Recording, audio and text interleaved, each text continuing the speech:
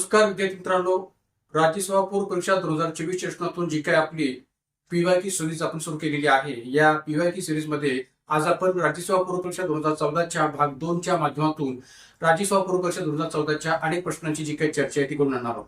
या आधीच्या भाग 1 मध्ये आपण राज्यसेवा पूर्व परीक्षा 2014च्या काही प्रश्नांची चर्चा करून आणली होती. आज पुन्हा एकदा आपण राज्यसेवा पूर्व परीक्षा 2014च्या पूर्वहित प्रश्नांची जी काही चर्चा आहे ती या भाग 2 च्या माध्यमातून करून आणणार आहोत.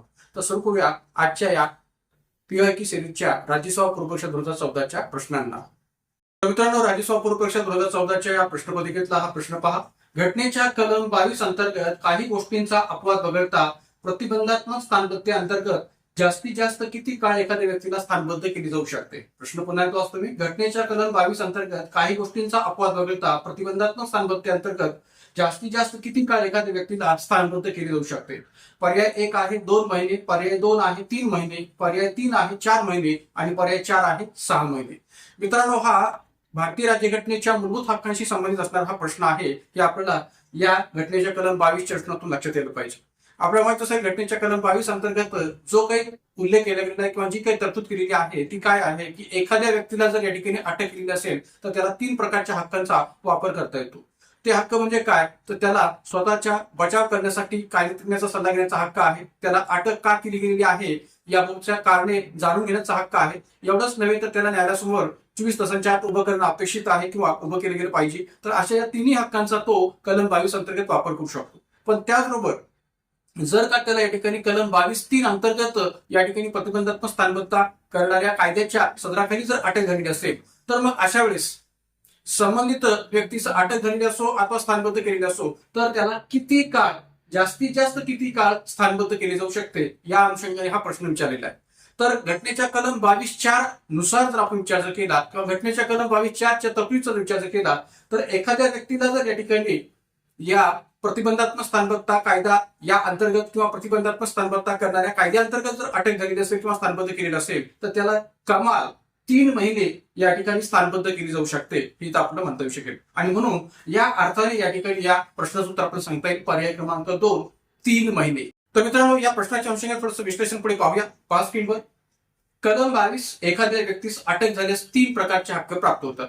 मित्रांनो, एक गोष्ट लक्षात घ्या की या ठिकाणी भारतीय राज्यघटनेच्या कलम 22 मध्ये मूलभूत हक्कांची चर्चा करत असताना प्रत्येक व्यक्तीला हा हक्क प्रदान केला गेलेला आहे की जर का एखाद्या व्यक्तीला अटक झालेली असेल तर त्याला या 3 प्रकारच्या हक्कांचा वापर करता येऊ शकेल आणि या तिन्ही हक्कांच्या माध्यमातून तो आपला बचाव जो काय तो करू शकतो, जी काही त्याला अटक झालेली आहे त्या अनुषंगाने. मग या 3 प्रकारच्या हक्कामध्ये पहिला हक्क कोणता आहे तर अटकेची कारणे काय हे जाणून घेण्याचा हक्क त्याला आहे की त्याला कोणत्या कारणास्तव या ठिकाणी अटक केली गेलेली आहे ती कारण जाणून घेण्याचा हक्क आहे.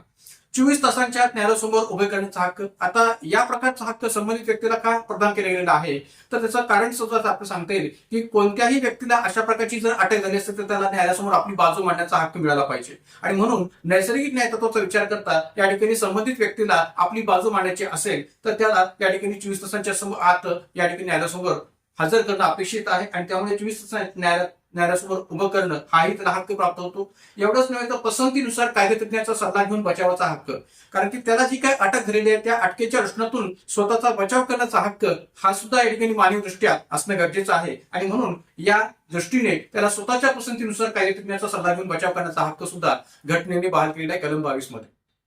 पण जेव्हा घटनेच्या कलम 22(3) नुसार एखाद्या व्यक्तीला प्रतिबंधात्मक स्थानबद्धती तरतूद करणाऱ्या कायद्याच्या खाली अटक केली आहे किंवा स्थानबद्ध केली आहे तर अशा वेळी या व्यक्तीला घटनेच्याच कलम 22(4) नुसार कमाल 3 महिने स्थानबद्ध केली जाऊ शकते. आता जे काय प्रश्नामध्ये शब्द वापरलेला आहे की जास्तीत जास्त किती काळ स्थानबद्ध केली जाऊ शकते तर याचाही अर्थ आपण या ठिकाणी इथं जास्तीत जास्त किंवा कमाल या अर्थाने घेऊ शकता, कारण की कमाल किंवा जास्तीत जास्त या शब्दाच्या माध्यमातून जी काही मर्यादा आहे ती मर्यादा 3 महिन्यांची स्पष्ट केलेली आहे. तर त्यामुळे घटनेच्या कलम 22(4) नुसार कमाल 3 महिने संबंधित व्यक्तीला स्थानबद्ध केली जाऊ शकते. 3 महिन्यांपेक्षा अधिक काळ स्थानबद्ध केली जाऊ शकत नाही.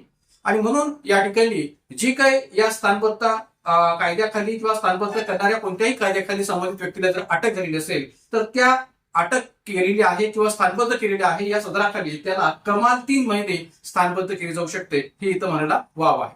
तर या संबंध अनुषंगाने या प्रश्नाचं उत्तर आपल्याला सांगता येईल पर्याय क्रमांक 2 3 महिने. तर मित्रांनो, पुढचा प्रश्न 5 स्क्रीनवर. नागरिकत्व कायदा 1955 अंतर्गत खालीलपैकी कोणत्या पर्यायाद्वारे एखादी व्यक्ती भारताचा नागरिक बनू शकते. नागरिकत्व कायदा 1955 अंतर्गत खालीलपैकी कोणत्या पर्यायाद्वारे एखादी व्यक्ती भारताचा नागरिक बनू शकते? पर्याय ए भूमी अधिग्रहित झाल्यामुळे, पर्याय बी वारसा हक्काने, पर्याय सी जन्म भारतात झाल्याने, पर्याय डी राष्ट्रीयकरणाद्वारे आणि पर्याय ई नोंदणीद्वारे. खालीलपैकी योग्य पर्याय निवडा. पर्याय 1 बी सी डी आणि ई, पर्याय 2 ए बी सी आणि डी, पर्याय 3 ए सी डी आणि ई, पर्याय 4 ए बी सी आणि ई. मित्रांनो, हा जो काय प्रश्न विचारला गेलेला आहे तो पर्टिक्युलर नागरिकत्व कायदा 1955च्या तरतुदींच्या अनुषंगाने विचारला गेलेला आहे. आपल्या प्रश्नामध्ये जो उल्लेख केलेला आहे तो काय केलेला आहे की नागरिकत्व कायदा 1955 अंतर्गत खालीलपैकी कोणत्या पर्यायांद्वारे एखादी व्यक्ती भारताचा नागरिक बनू शकते. म्हणजे आपल्याला 1955च्या कायद्याच्या माध्यमातून नागरिकत्व बहाल करण्यासंबंधी जे काही मार्ग स्पष्ट केलेले आहेत त्या मार्गांचा विचार या पर्यायातून करायचा आहे की कोणत्या पर्यायाच्या माध्यमातून नागरिकत्व कायदा 1955च्या द्वारे भारतीय नागरिकत्व हे प्राप्त करता येऊ शकतं. तर आपल्याला 1955च्या कायद्याच्या आधारावर या ठिकाणी भारतीय नागरिकत्व प्राप्त करण्यासंबंधीचे जे काही मार्ग पाहायला मिळतात ते कोणते आहेत? तर एकूण ते 5 मार्ग आहेत की ज्या 5 मार्गांच्या माध्यमातून नागरिकत्व जे काय ते 1955च्या कायद्याअंतर्गत प्राप्त करता येऊ शकतं हे आपल्याला सांगता येऊ शकेल. तर यामध्ये पहिला जो मार्ग आहे तो जन्मतत्वाद्वारे नागरिकत्व प्राप्त करणे, दुसरा जो आहे तो म्हणजे वंशत्व तत्वाद्वारे किंवा वारसा हक्काने या ठिकाणी नागरिकत्व प्राप्त करणे, तिसरा जो आहे तो नोंदणीद्वारे नागरिकत्व प्राप्त करणे, चौथा जो आहे तो स्वीकृती तत्वाद्वारे या ठिकाणी नागरिकत्व प्राप्त करणे आणि पाचवा जो आहे तो प्रदेशाचे संमिलीकरण. तर प्रदेशाचे संमिलीकरण म्हणा किंवा प्रदेशाचे सामिलीकरण म्हणा, ज्याला आपण भूमी अधिग्रहित झाल्यामुळे असं या ठिकाणी म्हणू शकतो.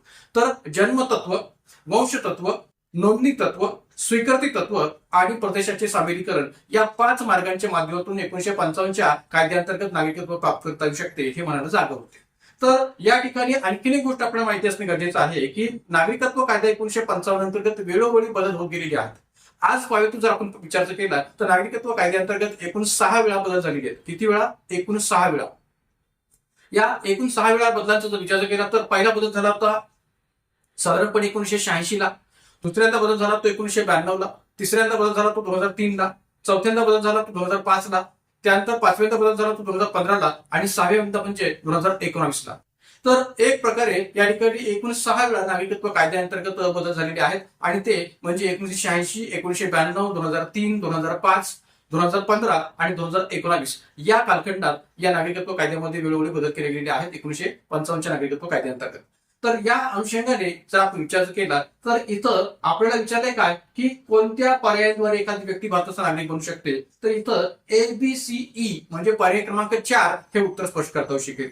म्हणजे भूमी अधिग्रहित झाल्यामुळे आपल्याला नागरिकत्व कायदा 1955 अंतर्गत नागरिकत्व प्राप्त करता येऊ शकतं. जन्म भारतात झाल्याने सुद्धा प्राप्त करता येऊ शकतं. वारसा हक्काने किंवा वंशतत्वाने सुद्धा ते प्राप्त करता येऊ शकतं. नोंदणी तत्वाद्वारे सुद्धा प्राप्त करता येऊ शकतं. फक्त राष्ट्रीयकरणाद्वारे याचा विचार या नागरिकत्व कायदा 1955 अंतर्गत नागरिकत्व प्राप्त करण्यासाठी करता येऊ शकत नाही आणि म्हणून या ठिकाणी उत्तर आपल्याला सांगता येईल पर्याय क्रमांक 4 ABC आणि E. थोडंसं विश्लेषण पुढे आपण या ठिकाणी विस्ताराने या प्रश्नाचा पर्याय पाहूया. माझा पाठ नागरिकत्व कायदा 1955 अंतर्गत भारतीय नागरिकत्वाच्या प्राप्तीचे जे मार्ग आहेत की ज्यामध्ये पहिला मार्ग आहे जन्मतत्व.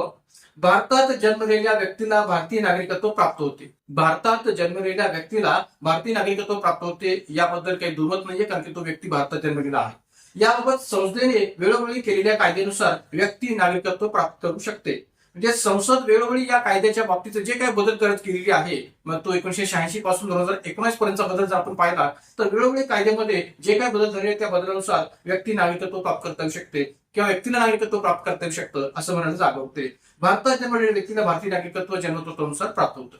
वंशतत्व भारताबाहेर जन्मलेल्या पण जन्माच्या वेळी वडील भारतीय नागरिक असणाऱ्या व्यक्तीला वंशतत्वाने नागरिकत्व प्राप्त होते. म्हणजे भारताबाहेर जन्मलेल्या पण जन्माच्या वेळी वडील भारतीय नागरिक असणाऱ्या व्यक्तीला सुद्धा वंशतत्वाने नागरिकत्व प्राप्त करता येऊ शकतं. याबाबत ही संसदेने वेळोवेळी केलेल्या कायद्यानुसार व्यक्तीला नागरिकत्व प्राप्त करता येईल हेही सांगता शकेल. नोंदणी तत्वाचा जर विचार केला तर नोंदणी तत्वाद्वारे सुद्धा भारतीय नागरिकत्व प्राप्त होण्यासाठी पुढील अटींची किंवा पुढील बाबींची पूर्तता केली गेली पाहिजे संबंधित व्यक्तीकडून. कोणत्या अटींची पूर्तता संबंधित व्यक्तीने केली पाहिजे तर एक म्हणजे मूळ भारतीय असणाऱ्या आणि अविभक्त भारतात जन्मलेल्या ज्याच्या माता पित्यांचा जन्म अविभक्त भारतात झालेला आहे आणि साधारणतः 7 वर्षे भारतात रहिवास आहे. मूळ भारतीय असणाऱ्या आणि अविभक्त भारतात जन्मलेल्या किंवा ज्याच्या माता पित्यांचा जन्म अविभक्त भारतात झालेला आहे. म्हणजे जेव्हा भारत पाकिस्तान अशी फाळणी झालेली नव्हती, भारत हा एक संघ होता, अशा या अविभक्त भारतात जन्मलेल्या किंवा ज्याच्या माता पित्याचा जन्म अशा एकसंघ भारतात झालेला आहे, अशा या माता पित्यांच्या दृष्टिकोनातून सुद्धा या ठिकाणी साधारणतः 7 वर्षे भारतात रहिवास असेल तर नोंदणी तत्वाद्वारे हे नागरिकत्व प्राप्त करता येऊ शकतं. मूळ भारतीय असणाऱ्या आणि अविभक्त भारताबाहेर कोणत्याही देशात किंवा ठिकाणी वास्तव्य करणारी व्यक्ती, म्हणजे जी व्यक्ती मूळ भारतीय व्यक्ती आहे आणि त्याचबरोबर एकसंघ भारतातली ती सुद्धा होती, अशा एकसंघ भारतात असणाऱ्या आणि मूळ भारतीय असणाऱ्या व्यक्ती जर का कोणत्याही देशात किंवा कोणत्याही ठिकाणी वास्तव्य करत असतील तर त्याही व्यक्तीला नोंदणी तत्वाद्वारे हे भारतीय नागरिकत्व जे काय ते प्राप्त करता येऊ शकतं.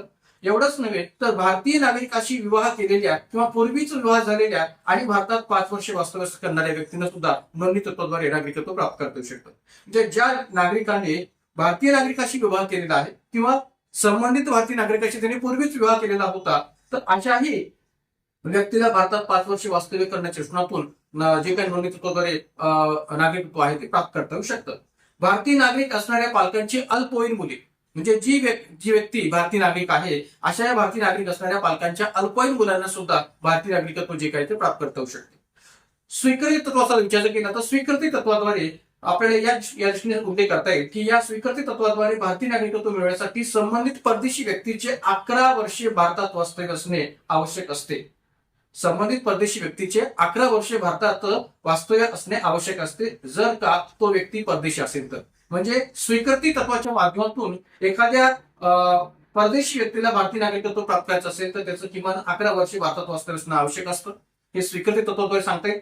आणि प्रदेशाचे सामीलीकरण किंवा संमेलीकरण जर आपण विचार केला तर नवीन प्रदेशाचे भारतात सामीलीकरण झाल्यास तेथील रहिवाशांना सुद्धा भारताचे नागरिकत्व प्राप्त होते. म्हणजे ज्या प्रदेशाचं भारतात विलीनीकरण झालेलं आहे, सामीलीकरण झालेलं आहे, त्या प्रदेशातील रहिवाशांना सुद्धा भारताचं नागरिकत्व प्राप्त होते. उदाहरणार्थ गोवा, पॉंडिचेरी, सिक्कीम इत्यादी प्रदेश जेव्हा भारतामध्ये विलीन झाले किंवा भारतामध्ये विलीन झाल्यानंतर तेथील रहिवाशांना भारताचं नागरिकत्व दिले गेलेलं आहे, हे इतिहासात आपल्याला पाहायला मिळेल.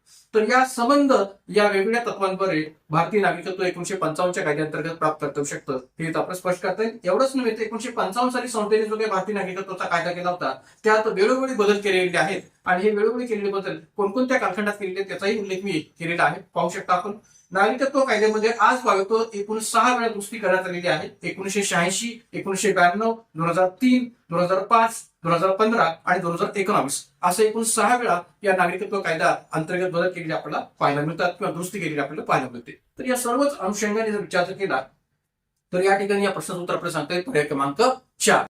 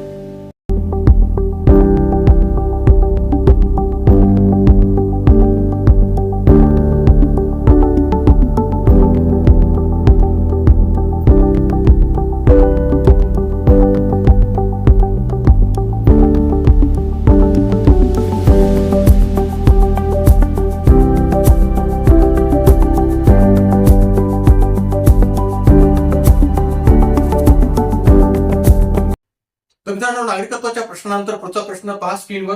अरविंद केजरीवाल दिल्लीचे नवीन मुख्यमंत्री व आम आदमी पार्टीबाबत पुढील 2 विधाने पहा. ए विधान, ते IIT कानपूरचे माजी विद्यार्थी आहेत. बी, त्यांच्या पार्टीने दिल्लीच्या नुकत्याच झालेल्या निवडणुकीत 70 पैकी 29 ठिकाणी विजय प्राप्त केला. पर्याय 1 केवळ ए बरोबर, पर्याय 2 केवळ बी बरोबर, पर्याय 3 ए व बी दोन्ही विधाने बरोबर, पर्याय 4 ए व बी दोन्ही विधाने चूक.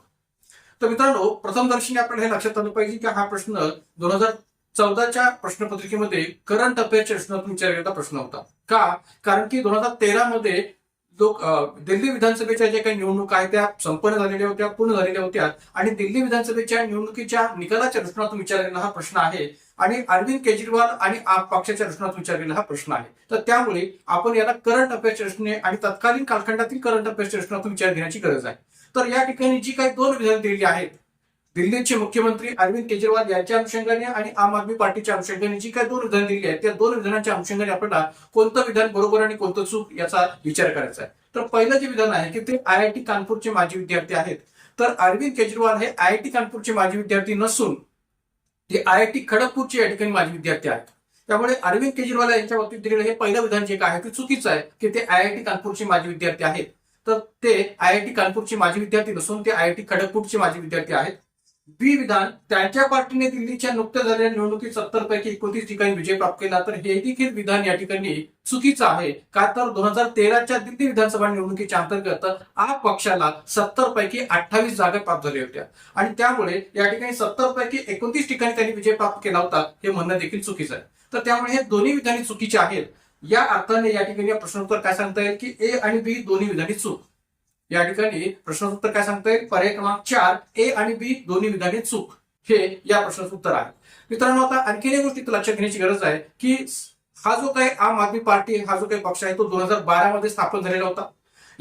या पक्षाला 2011 मधल्या अण्णा हजारेंच्या आंदोलनाची पार्श्वभूमी आहे असं म्हटलं तर सुद्धा ते चुकीचं होणार नाही. 26 नोव्हेंबर 2012 रोजी या ठिकाणी आम आदमी पार्टी किंवा आप पक्षाची स्थापना अरविंद केजरीवाल यांच्या नेतृत्वाखाली झाली होती. तर या पक्षाने नेमकी कशा पद्धतीने कामगिरी पुढे केलेली आहे आणि या पक्षाचा एकंदरीत या ठिकाणी आजपर्यंत प्रवास कसा राहिलेला आहे निवडणुकीच्या पातळीवर त्याचाही थोडक्यात आपण विस्ताराने पुढे विचार करूया. 5 स्क्रीनवर अरविंद केजरीवाल, जन्म 16 ऑगस्ट 1968, हरियाणा राज्यामध्ये हा जन्म त्यांचा झालेला आहे.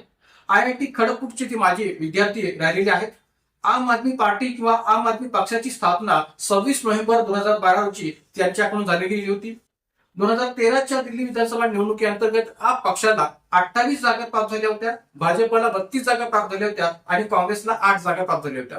मित्रांनो, आणखीन एक गोष्ट आपण लक्षात ठेवण्याची गरज आहे की जर आपण जागांचं जर विश्लेषण पाहिलं 2013च्या दिल्ली विधानसभा निवडणुकीच्या निकालाच्या आधारावर तर या ठिकाणी आपल्याला दिसून येईल की कोणालाही स्पष्ट बहुमत प्राप्त झालेलं नव्हतं. ना आप पक्षाला, ना काँग्रेसला, ना भाजपला कोणालाही स्पष्ट बहुमत प्राप्त नव्हतं. का तर 70 पैकी या ठिकाणी किमान 36 जागा बहुमताच्या दृष्टीने आवश्यक होत्या, पण कोणालाही या ठिकाणी स्पष्ट बहुमत प्राप्त झाले नसल्या कारणामुळे कोणाचंही सरकार स्थापन करणं हे शक्य नव्हतं. तर एकंदरीत या ठिकाणी काही कालावधीपर्यंत म्हणजे 40 ते 45 दिवस काँग्रेस आणि आप यांनी एकत्र येऊन सरकार स्थापन केलं, पण कोणालाही तेही सरकार या ठिकाणी टिकू शकलं नाही आणि त्यानंतर दिल्लीमध्ये 6 महिन्याकरता राष्ट्रपती राजवट लागू केली गेली आणि नंतर 2015 मध्ये दिल्ली विधानसभेच्या निवडणुका रिपीट अगेन झाल्या होत्या. तर 2015 मध्ये दिल्ली विधानसभेच्या निवडणुका जेव्हा झाल्या तेव्हा आप पक्षाला 67 जागा प्राप्त झाल्या, भाजपला 3 जागा प्राप्त झाल्या आणि काँग्रेसला 0 जागा प्राप्त झाल्या. तर साधारणपणे या ठिकाणी 2015च्या दिल्ली विधानसभा निवडणुकीचं जे चित्र होतं ते असं होतं की आप पक्ष 67 जागा, भाजप 3 जागा आणि काँग्रेस फक्त 0 जागा. 2020 मध्ये पुन्हा तोच कित्ता गिरवला गेलेला होता की दिल्ली विधानसभा निवडणुकीमध्ये 2020 मध्ये सुद्धा आप पक्षाला 62 जागा, भाजपला 8 जागा आणि काँग्रेसला पुन्हा एकदा 0 जागा प्राप्त झालेल्या होत्या. तर आजपर्यंतचा या ठिकाणी आप पक्षाचा किंवा आम आदमी पार्टीचा हा जो काही दिल्ली विधानसभा निवडणुकीचा प्रवास आहे तो या पद्धतीने आपल्याला जागांच्या पातळीवर स्पष्ट करता शकतो. येणाऱ्या आगामी 2024च्या राज्यसभा पूर्व परीक्षेमध्ये सुद्धा दिल्ली विधानसभा निवडणुकांच्या प्रश्नातून जर प्रश्न विचारला गेला तर ते काही नवं असणार नाही, कारण की असाही पद्धतीने प्रश्न रिपीट अगेन विचारला जाऊ शकतो हे इथं आपण लक्षात ठेवण्याची गरज आहे. तर या सर्व अर्थाने या प्रश्नाचं उत्तर आहे पर्याय क्रमांक 4. तर मित्रांनो, अरविंद केजरीवाल यांच्याशी संबंधित करंट अफेअर्सचा प्रश्न पाहिल्यानंतर आणखीन एक करंट अफेअर्सशी संबंधित असणारा प्रश्न 2014च्या प्रश्नपत्रिकेमध्ये या पद्धतीने विचारला गेला होता. प्रश्न पहा स्क्रीनवर. चारा घोटाळ्याच्या संदर्भात खालीलपैकी कोणी राजदचे म्हणजेच राष्ट्रीय जनता दलाचे प्रमुख लालू प्रसाद यादव यांना दोषी ठरवले? चारा घोटाळ्याच्या संदर्भात खालीलपैकी कोणी राजदचे म्हणजेच राष्ट्रीय जनता दलाचे प्रमुख लालू प्रसाद यादव यांना दोषी ठरवले. पर्याय 1 झारखंड उच्च न्यायालय, पर्याय 2 भारताचे सर्वोच्च न्यायालय, पर्याय 3 सीबीआयचे विशेष न्यायालय आणि पर्याय 4 पाटणा उच्च न्यायालय. मित्रांनो, लालू प्रसाद यादव हे राजकीय व्यक्तिमत्व आपल्या परिचयाचं आहे. बिहारचे बहुतांश कालखंड राहिलेले मुख्यमंत्री म्हणून त्यांची ओळख राहिलेली आहे. तेजस्वी यादव हे त्यांचे सुपुत्र आज आपल्याला बिहारच्या राजकारणामध्ये सक्रिय असलेले पाहायला मिळतात. मात्र लालू प्रसाद यादव म्हटलं की आपल्याला लगेच चारा घोटाळा आठवतो आणि चारा घोटाळ्याशी संबंधित अनेक प्रकारच्या घडामोडी आपल्याला आठवतात. हा प्रश्न करंट अफेअर्सशी रिलेटेड याकरता आहे कारण की 2013 मध्ये सीबीआयच्या विशेष न्यायालयाने चारा घोटाळ्याच्या संदर्भात लालू प्रसाद यादव यांना दोषी ठरवलेलं होतं आणि म्हणून या ठिकाणी या प्रश्नाचं उत्तर आपल्याला ऑब्व्हियसली पर्याय क्रमांक 3 हे सांगता शिकेल की चारा घोटाळ्याच्या संदर्भात लालू प्रसाद यादव यांना कोणी दोषी ठरवलेले. तर पर्याय क्रमांक 3 सीबीआयची विशेष न्यायालय. सीबीआयच्या विशेष न्यायालयाने 2013 मध्ये लालू प्रसाद यादव यांना चारा घोटाळ्याच्या संदर्भात या ठिकाणी दोषी ठरवलं होतं की जो चारा घोटाळा 950 कोटींचा जवळपास 950 कोटींचा चारा घोटाळा म्हणून ओळखला जातो. तर या अर्थाने या ठिकाणी या प्रश्न उत्तर आहे पर्याय क्रमांक 3 सीबीआयचे विशेष न्यायालय. या प्रश्नाच्या अंशाने थोडीशी विस्तृत माहिती पुढे पाहूया. 5 स्क्रीनवर चारा घोटाळा 1996 मध्ये उघडकीस आला. जवळपास 950 कोटी रुपयांचा हा घोटाळा होता. या घोटाळ्यात 3 ऑक्टोबर 2013 रोजी या घोटाळ्यात 3 ऑक्टोबर 2013 रोजी सीबीआय विशेष न्यायालयाद्वारा लालू प्रसाद यादव यांना दोषी ठरवलं गेलेलं होतं. मित्रांनो, आणखीन एक गोष्टी आपण या प्रश्नाच्या अनुषंगाने लक्षात ठेवा ती म्हणजे कोणती की या घोटाळ्यात लालू प्रसाद यादव यांना दोषी ठरवले गेले असल्याने भारत निवडणूक आयोगाच्या नियमानुसार त्यांना 11 वर्ष लोकसभेची निवडणूक लढवण्यावर प्रतिबंध लावला गेला आहे. किती वर्ष? तर त्यांना 11 वर्ष लोकसभेची निवडणूक लढवण्यावर प्रतिबंध लावला गेलेला आहे भारत निवडणूक आयोगाच्या नियमानुसार. का तर ते या चारा घोटाळ्यामध्ये दोषी ठरवले गेलेले होते म्हणून. जर तुम्ही या ठिकाणी 2013 नंतर जर लालू प्रसाद यादव यांची राजकीय कारकीर्द पाहिली तर मला लक्षात येईल की 2013 नंतर त्यांनी कोणतीही निवडणूक जी काय ती लढवलेली नाहीये, ना लोकसभेची ना विधानसभेची. तर यावरून या ठिकाणी भारत निवडणूक आयोगाच्या नियमानुसार त्यांना 11 वर्ष लोकसभेची निवडणूक लढवण्यावर प्रतिबंध लावला गेला आहे हे म्हणणं निश्चितपणे बरोबर आपल्याला सांगता येऊ शकेल. तर या सर्वच अनुषंगाने या ठिकाणी या प्रश्न उत्तर आहे पर्याय क्रमांक 3. तर मित्रांनो, 2014च्या प्रश्नपत्रिकेमध्ये आणखी एक प्रश्न विचारला गेला होता की जो एक स्ट्रेट फॉरवर्ड आणि फॅक्च्युअल प्रश्न होता. काय होता तो पहा स्क्रीनवर. विधानसभेचे कामकाज कोणत्या भाषेतून चालते? विधानसभेचे कामकाज कोणत्या भाषेतून चालते? पर्याय 1 मराठीतून, पर्याय 2 मराठी किंवा हिंदीतून, पर्याय 3 मराठी किंवा इंग्रजीतून, पर्याय 4 मराठी हिंदी किंवा इंग्रजीतून. मित्रांनो, हा टोटली स्ट्रेट फॉरवर्ड आणि फॅक्च्युअल पद्धतीने विचारलेला प्रश्न होता. त्यामुळे आपल्याला याबाबतचं उत्तर सुद्धा तेवढंच एक्झॅक्टली माहिती असणं गरजेचं आहे. भारतीय राज्यघटनेच्या कलम 210(1) नुसार जी काही तरतूद या ठिकाणी नमूद केलेली आहे त्या तरतुदीचा विचार करता या ठिकाणी या प्रश्नाचं आपल्याला सांगता येईल पर्याय क्रमांक 4 मराठी हिंदी किंवा इंग्रजीतून. विधानसभेचं कामकाज हे कोणत्या भाषेतून चालतं? तर पर्याय क्रमांक 4 मराठी हिंदी किंवा इंग्रजीतून. का? कारण की घटनेच्या कलम 210(1) मधील जी काही तरतूद आहे त्या 210(1) मधील तरतुदीचा विचार करता राज्य विधिमंडळातील कामकाज त्या राज्याच्या राजभाषेतून अथवा हिंदीतून किंवा इंग्रजीतून चालविण्यात येईल अशी तरतूद आहे. म्हणजे घटनेच्या कलम 210(1) मधील तरतुदीचा विचार करता राज्य विधिमंडळातील कामकाज हे त्या राज्याच्या राजभाषेतून अथवा हिंदीतून किंवा इंग्रजीतून चालविण्यात येईल अशी तरतूद या ठिकाणी केलेली आहे. पण एवढंच आपल्याला माहिती असून चालणार नाही. तर आपल्याला जर समजा प्रश्न असा विचारला गेला की संसदेचं कामकाज कोणत्या भाषेतून चालतं तर आपल्याला याही वेळेस या ठिकाणी माहिती असलं पाहिजे की घटनेच्या कलम 120(1) मधील तरतुदीचा विचार करता घटनेच्या कलम 120(1) मधील तरतुदीचा विचार करता संसदेतील कामकाज हे हिंदी किंवा इंग्रजीतून चालविण्यात येईल अशी तरतूद आहे. संसदेतील कामकाज हे हिंदी किंवा इंग्रजीतून चालविण्यात येईल अशी तरतूद घटनेच्या कलम 120(1) मध्ये नमूद केलेली आहे. तर या प्रश्नाच्या अनुषंगाने थोडीशी विस्तृत माहिती पुढे आपण पाहूया 5 स्क्रीनवर. घटनेच्या कलम 210(1) नुसार राज्य विधिमंडळातील कामकाज राज्याच्या राजभाषेतून अथवा हिंदीतून किंवा इंग्रजीतून चालविण्यात येईल अशी तरतूद केलेली आहे. त्याचबरोबर घटनेच्या कलम 120(1) नुसार संसदेतील कामकाज हिंदी किंवा इंग्रजीतून चालविण्यात येईल अशी तरतूद आहे. मात्र सभागृहांचे अध्यक्ष, आता सभागृहांचे हा जो काही तो उल्लेख मी केलेला आहे तो दोन्ही सभागृहांच्या अनुषंगाने, मग सभागृह लोकसभा असू द्या किंवा राज्यसभा असू द्या, या दोन्ही सभागृहांचे अध्यक्ष अथवा सभापती एखाद्या सदस्यास, या सभागृहातील एखाद्या सदस्यास हिंदीतून किंवा इंग्रजीतून आपले विचार नीटपणे व्यक्त करता येत नसतील तर त्याला आपल्या मातृभाषेतून विचार व्यक्त करण्याची परवानगी देऊ शकतात. म्हणजे लोकसभेचे अध्यक्ष अथवा राज्यसभेचे सभापती हे आपल्या सभागृहातील एखाद्या सदस्यास जर का त्याला हिंदी किंवा इंग्रजीतून आपले विचार योग्य पद्धतीने मांडता येत नसतील, व्यक्त करता येत नसतील तर त्याला आपले विचार मांडण्यासाठी ते आपल्या मातृभाषेतून विचार व्यक्त करण्याची परवानगी देऊ शकतात, हेही आपल्याला माहिती असण्याची गरज आहे. त्यामुळे या दोन्ही दृष्टीने जर प्रश्न विचार केला तर आपल्याला या ठिकाणी राज्य जीवनातील कामकाजाच्या दृष्टीने घटनेचे कलम 201, 210(1) मधील तरतूद या ठिकाणी माहिती असणं गरजेचं आहे. आणि संसदेतील कामकाजाचा विचार जर करता केला तर घटनेचे कलम 120(1) नुसार असणारी जी काही तरतूद आहे ती माहिती असणं गरजेचं आहे. तर या दोन्ही अनुषंगाने विचार जर केला तर या ठिकाणी या प्रश्न उत्तर आहे पर्याय क्रमांक 4.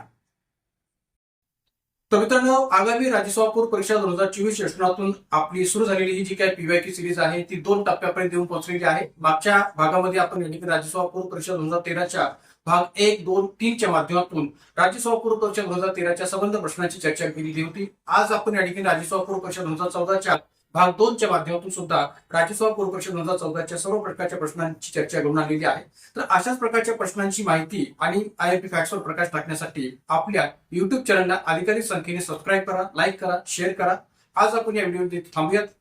धन्यवाद.